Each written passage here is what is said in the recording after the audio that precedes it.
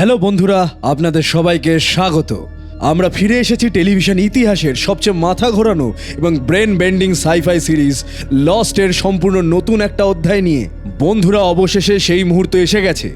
আজ আমরা পা রাখতে চলেছি লস্টের সবচেয়ে ইন্টারেস্টিং, সবচেয়ে থ্রিলিং এবং আমার পার্সোনাল ফেভারিট সিজন 5 নিয়ে।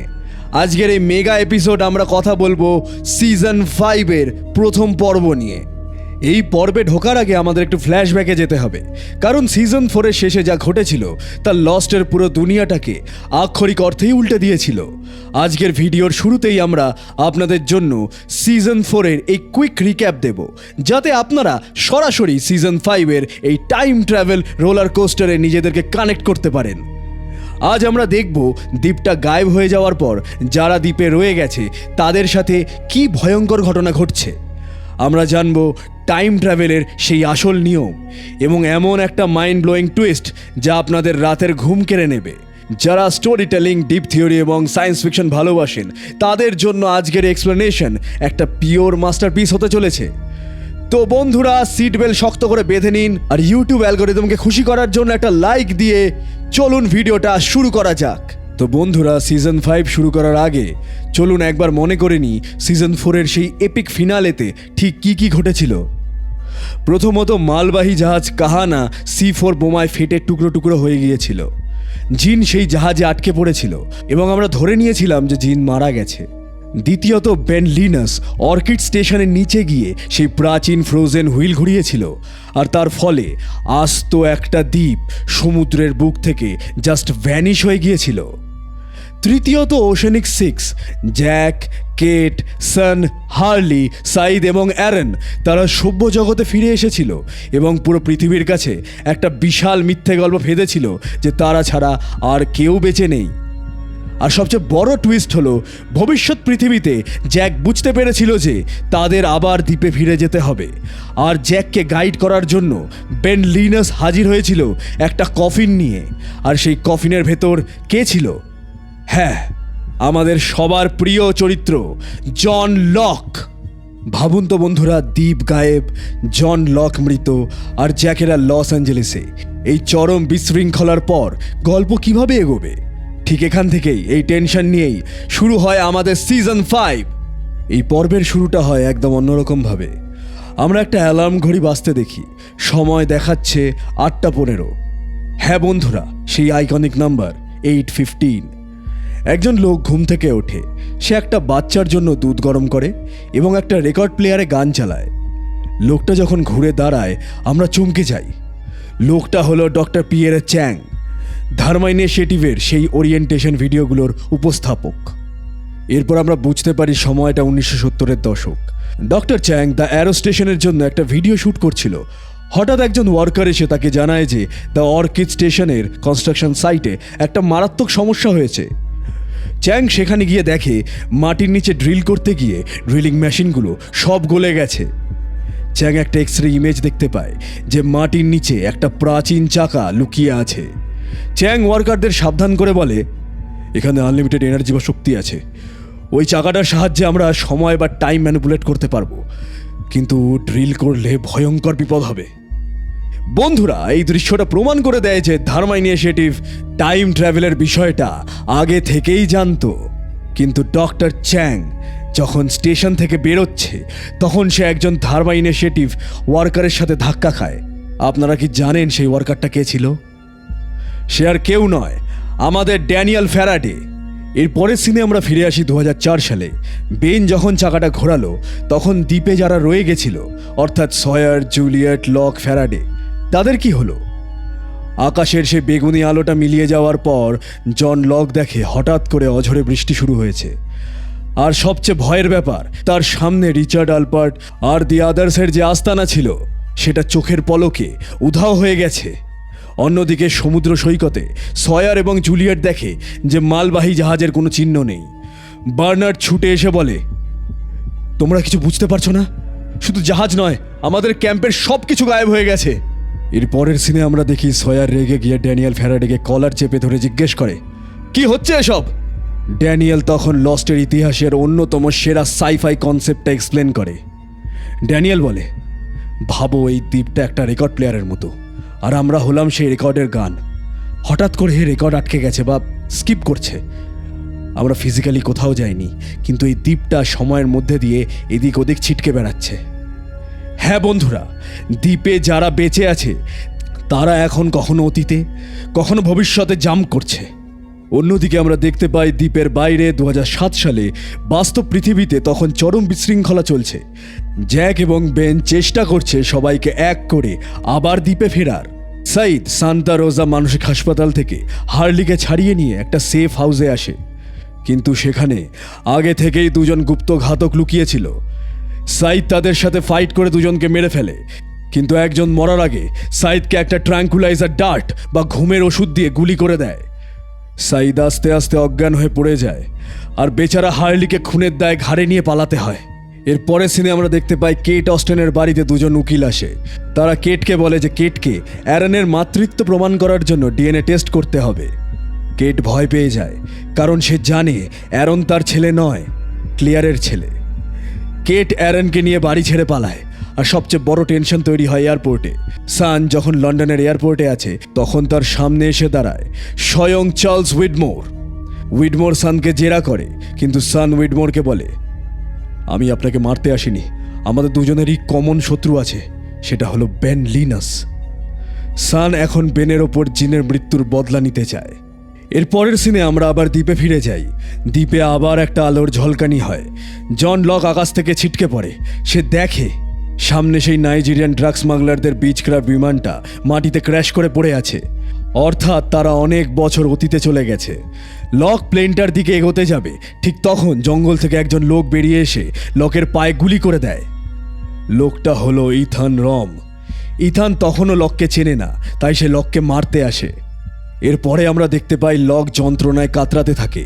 ঠিক তখন আবার একটা টাইম জাম্প হয়, ইথান গায়েব হয়ে যায়, আর জঙ্গল থেকে লকের কাছে হেঁটে আসে রিচার্ড আলপার্ট। রিচার্ড লককে চেনে, সে লকের পা থেকে গুলি বার করে একটা ব্যান্ডেজ করে দেয়। রিচার্ড লককে একটা কম্পাস দেয়। রিচার্ড বলে, জন, পরের বার যখন আমাদের দেখা হবে আমি তোমাকে চিনব না, তখন তুমি আমাকে এই কম্পাসটা দেখাবে। আর শোনো, তুমি যদি তোমার বন্ধুদের বাঁচাতে চাও তবে যারা দ্বীপ ছেড়ে চলে গেছে তাদের সবাইকে ফিরিয়ে আনতে হবে। লক জিজ্ঞেস করে, আমি তাদের ফেরাবো কি করে? রিচার্ড খুব শান্ত গলায় একটা ভয়ঙ্কর কথা বলে, তার জন্য তোমাকে মরতে হবে জন। বন্ধুরা, আপনারা কি বুঝতে পারছেন? জন লকের মৃত্যুটা কোনো দুর্ঘটনা ছিল না, এটা তার নিয়তি ছিল। এই দ্বীপকে বাঁচানোর জন্য জন লককে নিজের জীবন বলিদান দিতেই হতো। এর পরের সিনে আমরা দেখতে পাই টাইম জাম্প করে ড্যানিয়েল ফ্যারাডে এবং সয়াররা এমন একটা সময় পৌঁছায় যখন সোয়ান হ্যাচ তখনও ব্লো আপ হয়নি। ড্যানিয়েল বলে যে অতীতকে কখনো পাল্টানো যায় না, কিন্তু ড্যানিয়েল যখন হ্যাচের দরজায় নক করে তখন ভেতর থেকে বেরিয়ে আসে ডেসমন্ড হিউম। ডেসমন্ড তখন হ্যাচের ভেতর বন্দি, সে বোতাম টেপার কাজ করছে। এরপরে আমরা দেখতে পাই ড্যানিয়েল ডেসমন্ডের চোখের দিকে তাকিয়ে বলে, ডেসমন্ড, আমাকে ভালো করে শোনো, টাইম ট্রাভেলের কোনো নিয়ম তোমার ক্ষেত্রে প্রযোজ্য নয়। তুমি হলে স্পেশাল। যখন তুমি দ্বীপ ছেড়ে বাইরে যাবে তখন অক্সফোর্ড ইউনিভার্সিটিতে গিয়ে আমার মাকে খুঁজবে। মনে রেখো ডেসমন্ড, আমার মাকে খুঁজবে। আর ঠিক সেই মুহূর্তে আবার টাইম জাম্প হয় এবং ড্যানিয়েল হাওয়ায় মিলিয়ে যায়। সঙ্গে সঙ্গে সিনটা কাট হয় এবং পরের সিনে আমরা পৌঁছে যাই আবার 2007 সালে। সমুদ্রের বুকে একটি নৌকার ভেতর ডেসমন্ড পেনি উইডমোরের পাশে ঘুমিয়েছিল। হঠাৎ সে একটা গভীর শ্বাস নিয়ে ঘুম থেকে জেগে ওঠে। ডেসমন্ড বুঝতে পারে যে এটা কোনো স্বপ্ন ছিল না। অতীতের ওই টাইম ট্রাভেলের মেমোরি বা স্মৃতি এইমাত্র তার ব্রেনে আনলক হয়েছে। ডেসমন্ড পেনিকে বলে, আমাদের অক্সফোর্ড যেতে হবে। বন্ধুরা, আমরা গল্পের সেই অংশে এসে পৌঁছেছি যখন আমরা জানতে পারবো ওশানিক 6 পুরো পৃথিবীর কাছে যে মিথ্যে গল্পটা বানিয়েছিল, এবার সে মিথ্যেটাই তাদের গলার ফাঁস হয়ে দাঁড়াতে চলেছে। আমরা এবার দেখতে চলেছি দ্বীপে সময়ের এক অজানা যুগে এক ভয়ঙ্কর রক্তক্ষয়ী আক্রমণ। হার্লি রেসের কাছে অতীত থেকে আসা এক ভুতুরে মেসেজ, আর বেন লিনাসকে এমন একজনের সাথে দেখা করতে দেখব যে কিনা পুরো টাইম ট্রাভেল গেমের মাস্টার মাইন্ড বা গেম চেঞ্জার। চলুন এবার আমরা গল্পের পরের অংশে একটা ডিপ ডাইভ করি। আর বন্ধুরা, জন লক চরিত্র নিয়ে আপনাদের কি মন্তব্য সেটা প্লিজ কমেন্ট বক্সে আমাদের জানাবেন। চলুন আবার ফেরা যাক। এই নতুন সিনের শুরুতেই আমরা সোজা চলে যাই সেই টাইম স্কিপিং দ্বীপে। সয়ার, জুলিয়েট, ড্যানিয়েল ফ্যারাডে এবং মাইলস জঙ্গলের ভেতর অন্ধকারে বসে আছে। তারা বুঝতে পারছে না ঠিক কোন সালে এসে পৌঁছেছে। তাদের সাথে নীল ফ্রোগার্ট নামের একজন অত্যন্ত বিরক্তিকর সার্ভাইভার আছে। নীল ফ্রোগার্ট প্যানিক করতে শুরু করে। সে চিৎকার করে সয়ারকে বলে, তুমি আমাদের লিডার নও, আমরা এখানে আর এক মুহূর্তও থাকবো না। এরপরেই আমরা দেখতে পাই যখন নীল কথা বলছে তার বুকের ভেতরে সে সজোরে বিঁধে যায় একটা জ্বলন্ত তীর। চোখের পলকে নীলের শরীরটা আগুনে জ্বলে ওঠে। সে যন্ত্রণায় চিৎকার করতে করতে মাটিতে লুটিয়ে পড়ে। জঙ্গলের চারপাশ থেকে ঝাঁকে ঝাঁকে জ্বলন্ত তীর ছুটে আসতে শুরু করে। পুরো জঙ্গলটা যেন এক মুহূর্তের মধ্যে একটা মৃত্যুপুরীতে পরিণত হয়। সয়ার চিৎকার করে ওঠে, পালাও সবাই, নদীর দিকে পালাও। অন্ধকারের মধ্যে কে বা কারা তাদের ওপর এই ব্রুটাল অ্যাম্বুশ বা আক্রমণ করলো তার কোনো খোঁজ নেই। সবাই প্রাণ বাঁচাতে যে যেদিকে পারে ছুটতে শুরু করে এবং পুরো গ্রুপটা একে অপরের থেকে আলাদা হয়ে যায়। বন্ধুরা, একটু ভাবুন, এরা কোন যুগে এসে পড়েছে যেখানে বন্দুক নয়, সোজা জ্বলন্ত তীর দিয়ে আক্রমণ করা হচ্ছে। আচ্ছা, এরা কি আদিবাসী নাকি অন্য কেউ? এর উত্তর অবশ্যই আমি থিওরি সেকশনে দেব। এবার আবার ফিরে যাই গল্পে। এবার আমরা ফিরে যাচ্ছি 2007 সালের লস অ্যাঞ্জেলেসে। হার্লি অজ্ঞান এবং গুলিবিদ্ধ সাইদকে নিয়ে পুলিশের হাত থেকে বাঁচার জন্য গাড়ি চালিয়ে পালাচ্ছে। হার্লির মনে মারাত্মক ভয়। সে বুঝতে পারছে না কি করবে। সে তার বাবার কাছে সাহায্য চাইতে যায়। হার্লির বাবা সাইদকে তাদের বাড়িতে লুকিয়ে রাখে। হার্লি যখন তার গাড়িতে একা বসে চিন্তা করছে, হঠাৎ সে খেয়াল করে তার পাশের সিটে কেউ একজন বসে আছে। সে আর কেউ নয়, আনা লুসিয়া। হ্যাঁ বন্ধুরা, সিজন 2 এ মাইকেলের হাতে খুন হওয়া পুলিশ অফিসার আনা লুসিয়া। আনা লুসিয়া খুব স্বাভাবিকভাবে হার্লির দিকে তাকিয়ে বলে, হার্লি, তুমি তো দেখছি বেশ বিপদে পড়েছ। হার্লি চমকে গিয়ে বলে, তুমি তো মারা গেছো, তুমি এখানে কি করছো? আনা লুসিয়া হার্লিকে ওয়ার্নিং দেয়, পুলিশের হাতে ধরা দিও না, আর জ্যাকের থেকে দূরে থেকো। জ্যাক তোমাকে সাহায্য করতে পারবে না। বন্ধুরা, এই ভূতটা কি সত্যি আনা লুসিয়ার আত্মা? আমরা জানি হার্লি মৃত মানুষদের দেখতে পায়, কিন্তু আনা লুসিয়া কেন হার্লিকে জ্যাকের থেকে দূরে থাকতে বলছে? কারণ জ্যাক এখন বেন লিনাসের সাথে কাজ করছে। আনা লুসিয়ার এই ক্যামিও লস্টের ফ্যানদের জন্য একটা বিশাল বড় ইস্টার এগ ছিল। এর পরের সিনে আমরা দেখতে পাই কেট অস্টেন তার ছেলে অ্যারনকে নিয়ে পুলিশের ভয়ে একটা হোটেলে লুকিয়ে আছে। জ্যাক তার সাথে দেখা করতে আসে। জ্যাক কেটকে বোঝানোর চেষ্টা করে যে বেন লিনাস তাদের সবাইকে একসাথে দ্বীপে ফিরিয়ে নিয়ে যেতে চায়, কিন্তু কেট জ্যাকের দিকে এমনভাবে তাকায় যেন সে কোনো অচেনা মানুষকে দেখছে। কেট পরিষ্কার জানিয়ে দেয়, আমি কোনোদিন ওই দ্বীপে ফিরে যাব না, আর তুমিও অ্যারনের থেকে দূরে থাকবে। এর পরের সিনে আমরা দেখতে পাই কেট সানের সাথে। কেট ভাবে সান হয়তো তাকে সাহায্য করবে, কিন্তু সানের চোখে মুখে এখন আর সেই ইনোসেন্ট ভাবটা নেই। সান কেটকে বলে, কেট, তুমি আমার সাথে যা করেছো আমি তার জন্য তোমাকে মাফ করে দিয়েছি, কিন্তু আমি একজন মানুষকে কোনো দিন ছাড়ব না। সান কার কথা বলছে বুঝতে পারছেন? হ্যাঁ, বেন লিনাস। সান নিশ্চিত যে বেনের জন্যই তার স্বামী জিন মারা গেছে। সানের এই কোল্ড ব্লাডের এবং শান্ত রূপটা কিন্তু ভেতরে ভেতরে একটা বিশাল সাইকোলজিক্যাল বদলার ইঙ্গিত দিচ্ছে। এর পরের সিনে আমরা চলে আসবো এই পর্বের অন্যতম সেরা একটা মাইন্ড গেমে। হার্লির বাড়িতে সাইদ যখন অজ্ঞান অবস্থায় শুয়ে আছে তখন সেখানে পৌঁছায় জ্যাক এবং বেন লিনাস। বেন খুব মাস্টার মাইন্ডের মতো হার্লিকে ম্যানিপুলেট করার চেষ্টা করে। বেন বলে, হার্লি, পুলিশ তোমার বাড়ি ঘিরে ফেলেছে। তুমি যদি এখন পুলিশের হাতে ধরা দাও তবে তুমি ফেঁসে যাবে। তার চেয়ে বরং তুমি আমার সাথে চলো, আমরা সবাই মিলে আবার দ্বীপে ফিরে যাব। আমি তোমাকে বাঁচাবো। কিন্তু বন্ধুরা, হার্লি রেস আর আগের মতো বোকা নেই। সে আনা লুসিয়ার কথা মনে করে। সে জানে বেন লিনাস কতটা ভয়ঙ্কর মানুষ। হার্লি বেনের চোখের দিকে তাকিয়ে বলে, কখনোই না, আমি তোমার সাথে কোথাও যাব না। হার্লি এক সেকেন্ডও না ভেবে সোজা দরজা খুলে বাইরে বেরিয়ে যায় এবং পুলিশের গাড়ির দিকে হাত তুলে দাঁড়িয়ে যায়।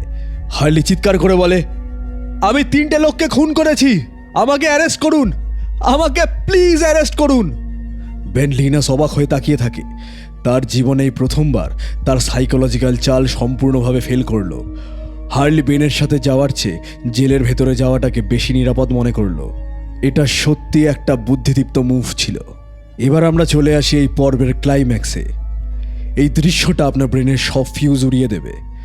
হার্লিকে হাতছাড়া করার পর বেন লিনাস লস অ্যাঞ্জেলেসের একটি প্রাচীন অন্ধকার গির্জায় প্রবেশ করে। গির্জার ভেতর মোমবাতি জ্বলছে। বেন খুব সাবধানে গির্জার পেছনের একটা গোপন ঘরে ঢোকে। সেখানে একজন বয়স্ক মহিলা কিছু হিসেব নিকেশ করছিলেন। মহিলাটিকে আপনারা সিজন 3-এ ডেসমন্ডের ফ্ল্যাশব্যাকে গয়নার দোকানে দেখেছিলেন। এই মহিলাটি বেনের দিকে তাকিয়ে খুব গম্ভীর গলায় জিজ্ঞেস করে, তুমি ওদের সবাইকে জোগাড় করতে পেরেছ? বেন মাথা নিচু করে বলে, না, এখনো পারিনি, একটু সমস্যা হয়েছে। এলোইস হকিং বেনের দিকে তাকিয়ে এমন একটা কথা বলে যা পুরো টাইম ট্রাভেলের জগৎটাকে নাড়িয়ে দেয়। সে বলে, তোমার হাতে মাত্র 70 ঘন্টা সময় আছে বেন। এর মধ্যে যদি তুমি ওশেনিক 6 এবং ওই মৃতদেহটাকে নিয়ে ফিরে যেতে না পারো তাহলে সব শেষ হয়ে যাবে। ঈশ্বর আমাদের সবাইকে রক্ষা করুন আর আশীর্বাদ করুন। তো বন্ধুরা, বুঝতে পারলেন আছে এখন মাত্র 70 ঘন্টা ডেডলাইন, এবং আমরা চলে আসলাম এই ভিডিওর সেই জায়গায় যেখানে আমরা এই পুরো পর্বের বিভিন্ন থিওরি নিয়ে একটু নাড়াঘাটা করব, আলোচনা করব। এই থিওরিগুলোর মাধ্যমে আমরা আরও ভালোভাবে এই গল্প এবং এই পর্বটাকে বোঝার চেষ্টা করব। তো চলুন শুরু করা যাক। প্রথম থিওরি যেটা নিয়ে আমরা আলোচনা করব সেটা হলো টাইম ট্রাভেলের নিয়ম। লস্টের টাইম ট্রাভেল কিন্তু অ্যাভেঞ্জার্স বা ব্যাক টু দ্য ফিউচারের মতো নয়। ড্যানিয়েল ফ্যারাডে খুব পরিষ্কারভাবে বুঝিয়ে দিয়েছে যে আপনি অতীতে গিয়ে নতুন কোনো রাস্তা তৈরি করতে পারবেন না। অতীত অপরিবর্তনীয়। জ্যাক বা সয়ার অতীতে যা করছে সেটা আসলে আগেই ঘটে গেছে। এটা হলো ক্লোজ টাইম লুপ। দ্বিতীয় থিওরি যেটা নিয়ে আমরা আলোচনা করব সেটা হলো ডেসমন্ড কেন স্পেশাল। তাহলে ডেসমন্ড কিভাবে ড্যানিয়েলের কথা মনে করতে পারলো? বন্ধুরা, মনে করে দেখুন সিজন 2-এর শেষে সোয়ান হ্যাচের সেই বিস্ফোরণ। ডেসমন্ড সেই চরম ইলেকট্রোম্যাগনেটিক এনার্জির একদম কেন্দ্রে ছিল। এই বিস্ফোরণ ডেসমন্ডের ডিএনএ এবং কনশাসনেসকে পাল্টে দিয়েছে। সে একমাত্র মানুষ যে টাইম লুপের বাইরে গিয়ে ডিসিশন নিতে পারবে। এর পরের থিওরি যেটা নিয়ে আমরা আলোচনা করব সেটা হলো রিচার্ডের কম্পাস প্যারাডক্স। রিচার্ড লককে যে কম্পাসটা দিল সেটা কোথা থেকে এলো? রিচার্ড লককে কম্পাসটা দিল। লক যখন 1954 সালে টাইম ট্রাভেল করে যাবে সে রিচার্ডকে এই কম্পাসটা ফেরত দেবে। তাহলে কম্পাসটার অরিজিন বা উৎপত্তি কোথায়? এর কোনো উত্তর নেই। একেই ফিজিক্সে বলা হয় বুটস্ট্র্যাপ প্যারাডক্স। এই ব্রিলিয়েন্ট রাইটিংটাই লস্টকে মাস্টারপিস বানিয়েছে। এটা আসলে আমাদের টাইম ট্রাভেলের এমন এক গোলকধাঁধায় ফেলে দিয়েছে সেখান থেকে বেরোনোর কোনো সহজ রাস্তা নেই। এর পরের থিওরি যেটা নিয়ে আমি আগেও বলেছিলাম আলোচনা করব সেটা হলো কারা আক্রমণ করলো। কারা ছিল এই ফায়ার অ্যারো অ্যাম্বুশের পেছনে? জঙ্গলে সয়ারদের ওপর জ্বলন্ত তীর ছুঁড়ে কারা আক্রমণ করলো? বন্ধুরা, এই আক্রমণকারীরা আর কেউ নয়, এরা হলো 1954 সালের দি আদার্স। হ্যাঁ, রিচার্ড আলবার্টের পুরনো দল। টাইম স্কিপিংয়ের ফলে সয়াররা 1954 সালে এসে পৌঁছেছিল। সেই সময় এই দ্বীপে আমেরিকান মিলিটারিরা এক্সপেরিমেন্ট করতে এসেছিল। আদার্সরা ভেবেছিল সয়াররাও এই মিলিটারির লোক, তাই তারা এই ভয়ঙ্কর আক্রমণ করে। এই টাইম ট্রাভেলের জটগুলো আস্তে আস্তে কিভাবে খুলবে সেটা ভেবেই গায়ে কাঁটা দিচ্ছে। এর পরের থিওরি যেটা নিয়ে আমরা আলোচনা করব সেটা হলো দ্য কার্স অফ দ্য লাই, অর্থাৎ এই মিথ্যের অভিশাপ। জ্যাক, কেট, হার্লি, সাইদ প্রত্যেকেই একটা বিশাল মিথ্যের ওপর নিজেদের জীবন সাজিয়েছিল, কিন্তু মিথ্যে কখনোই পার্মানেন্ট হয় না। জ্যাক ড্রাগসে আসক্ত, সাইদ আবার খুনি হয়ে গেছে, কেট ভয়ে বাঁচছে, আর হার্লি পুলিশের হাতে ধরা দিল। দ্বীপ তাদের এই মিথ্যের জন্য শাস্তি দিচ্ছে। তুমি কখনোই দ্বীপকে মিথ্যে বলতে পারো না। এর পরের থিওরি হলো মিসেস হকিংয়ের পরিচয় নিয়ে। বেন লিনাসের মতো মাস্টার মাইন্ড যার কথা মাথা নিচু করে শুনছে, সে মিসেস হকিং আসলে কে? আমি আপনাদের একটা বিশাল ইস্টার এগ দিয়ে দিই। মিসেস হকিং হলেন ড্যানিয়েল ফ্যারাডের মা।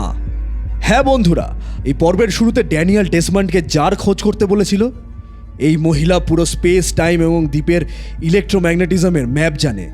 তিনি কিভাবে এই ক্ষমতাগুলোর অধিকারী হলেন সেটা আমরা সিজন 5-এর আগামী পর্বগুলোতে দেখতে পাবো। তো বন্ধুরা, এই পর্ব প্রমাণ করে দিল যে দ্বীপ থেকে পালিয়েও শান্তি নেই, নিয়তি আপনাকে খুঁজে বের করবেই।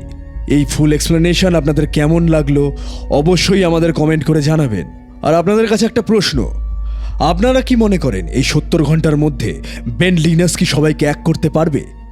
আর হার্লি কি জেলের ভেতর সুরক্ষিত থাকবে? কমেন্ট বক্সে আপনাদের থিওরি এবং ফিলিংসগুলো এক্ষুনি লিখে ফেলুন। আর এই ভিডিওটা আপনাদের সেই সব বন্ধুদের শেয়ার করবেন যারা টাইম ট্রাভেল মুভি বা থ্রিলার সিরিজ দেখতে পছন্দ করে। চ্যানেলটিতে নতুন হলে সাবস্ক্রাইব করে বেল আইকনটা প্রেস করতে একদম ভুলবেন না। খুব শিগগিরই আমরা লস্ট সিজন 5-এর পরবর্তী পর্বগুলোর এক্সপ্লেনেশন নিয়ে আসব, যেখানে আমরা দেখব ড্যানিয়েল ফ্যারাডের সেই এপিক টাইম ট্রাভেল অ্যাডভেঞ্চার এবং দ্বীপের প্রাচীন আরও কিছু রহস্য। সবাই ভালো থাকবেন, সুস্থ থাকবেন, আর মনে রাখবেন, the island is not done with you. Good by.